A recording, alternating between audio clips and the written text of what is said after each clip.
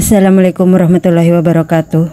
Alhamdulillahirrabbilalamin. Assalatu wassalamu ala ashrafil anbiya'i wa mursalin wa ala alihi wa sahbihi ajmain. Amma ba'du. Alhamdulillah dan terima kasih kepada sahabat yang dirahmati Allah Subhanahu wa taala yang telah subscribe dan juga like di channel ini. Semoga selalu dalam lindungan Allah Subhanahu wa taala dan dilancarkan rezekinya. Amin amin ya robbal alamin. Dan jangan lupa tulis selawat Nabi di kolom komentar sebagai bukti kecintaan dan penghormatan kita kepada junjungan Nabi Muhammad Shallallahu Alaihi Wasallam. Semoga di akhirat nanti mendapatkan syafaat dari beliau. Baiklah sahabat yang dirahmati Allah Subhanahu wa taala, pada kesempatan kali ini mari kita renungkan bersama yang mana semua itu telah dipaparkan dengan begitu epiknya oleh Sultanul Aulia Syekh Abdul Qadir Al-Jailani. Allah yang maha tinggi menciptakan roh suci sebagai ciptaan yang paling sempurna. Yang pertama diciptakan di dalam alam lahut. Kemudian dia berkehendak menghantarkannya kepada alam rendah. Tujuan dia berbuat demikian ialah untuk mengajar roh suci bagaimana cara mencari jalan kembali kepada yang maha kuasa. Mencari kedudukannya yang dulu dekat dan akrab dengan Allah Subhanahu wa taala. Dihantarkannya roh suci kepada tempat para utusan-utusannya, wali-walinya, kekasih-kekasihnya, dan sahabat-sahabatnya dalam perjalanannya. Allah menghantarkannya mula-mula memberinya bekal tauhid, ilmu ruh secara umum, alam nama-nama dan sifat-sifat ilahi, alam hakikat kepada Nabi Muhammad Shallallahu Alaihi Wasallam. Roh suci tersebut memiliki dan membawa bersamanya benih tauhid. Apabila melalui alam ini ia dipakaikan cahaya suci dan dinamakan Roh Sultan.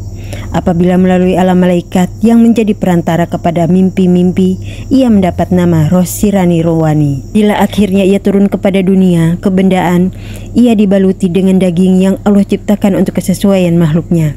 Ia dibaluti oleh jirim yang kasar bagi menyelamatkan dunia ini. Karena dunia kebendaan jika terhubung secara langsung dengan roh suci, maka dunia kebendaan akan terbakar menjadi abu. Dalam hubungannya dengan dunia ini, ia dikenali sebagai kehidupan. Disebut roh manusia atau roh jasmani. Tujuan roh suci dihantar ke tempat ciptaan yang paling rendah ialah supaya ia mencari jalan kembali kepada kedudukannya yang asal, makom yang dekat muraqabah. Ketika ia masih di dalam bentuk jasad dan kalbu, ia sepatutnya datang ke alam fisik yang kasar ini dan dengan melalui hatinya yang berada di dalam jasad ini menanamkan benih tauhid dan juga menumbuhkan pokok ketauhidan di dalam dunia ini. Allah Subhanahu wa taala juga menanamkan bibit syariat di dalam jasad. Akar pokoknya masih berada pada tempat asalnya. Dahannya memenuhi ruangan kebahagiaan dan di sana demi keridhaan Allah Subhanahu wa taala mengeluarkan buah derajat yang tinggi. Kemudian di dalam bumi, hati roh itu menanamkan benih agama dan bercita-cita menumbuhkan pokok agama agar diperoleh buahnya. Tiap satunya akan menaikkan kepada tingkatan yang lebih dekat dengan Allah Subhanahu wa taala. Allah membuatkan jasad-jasad atau tubuh-tubuh untuk dimasuki oleh roh-roh. Dan bagi roh-roh ini masing-masing mempunyai nama yang berbeda-beda. Dia juga telah membaginya ke setiap masing-masing tubuh. Diletakkannya roh manusia, roh kehidupan di antara daging dan darah. Diletakkannya roh suci di tengah-tengah hati, di mana ada ruang bagi jirim yang sangat indah untuk menyimpan rahasia di antara Allah Subhanahu wa taala dengan hambanya. Roh-roh ini berada pada tempat yang berbeda-beda dalam tubuh, dengan tugas yang berbeda, urusan yang berbeda pula. Masing-masing umpama membeli dan menjual barang yang berlainan. Mendapat faedah yang berbeda, perniagaan mereka senantiasa membawa kepada banyak manfaat dalam bentuk nikmat dan rahmat Allah Subhanahu wa taala. Allah Subhanahu wa taala, wa anfaqu mimma razaqnahum sirra wa alaniyatai yarzuna tizaratan lan tabur, yang artinya kami anugerahkan kepadanya secara sembunyi-sembunyi dan terang-terangan. Mereka itu mengharapkan perdagangan yang tidak akan pernah rugi. Surah Fatir ayat 29. Oleh karena itu, bagi setiap manusia harus mengetahui cara mengolah roh di dalam alam kewujudan dirinya sendiri dan memahami tujuannya. Sebab hasil dari pemberdayaan roh di dunia akan digantungkan di lehernya pada hari kiamat.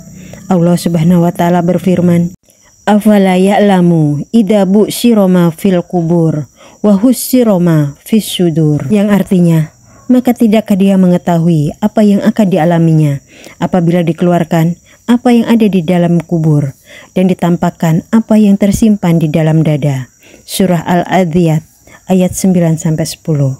wa kulla insanin aljamnahu ta'irahu fi unuki wa nuzrizzu lahu yaumal qiyamah kitaban yalqahu mansura, yang artinya semua manusia telah kami kalungkan catatan amal perbuatannya di lehernya. Pada hari kiamat kami mengeluarkan baginya sebuah kitab yang dia terima dalam keadaan terbuka. Surah Al-Isra ayat 13. Kianlah, kurang dan lebihnya kami mohon maaf. Subhana rabbika rabbil izzati amma yasifun, wassalamu ala mursalin, walhamdulillahi rabbil alamin. Wabillahi taufiq wal hidayah. Wassalamualaikum warahmatullahi wabarakatuh.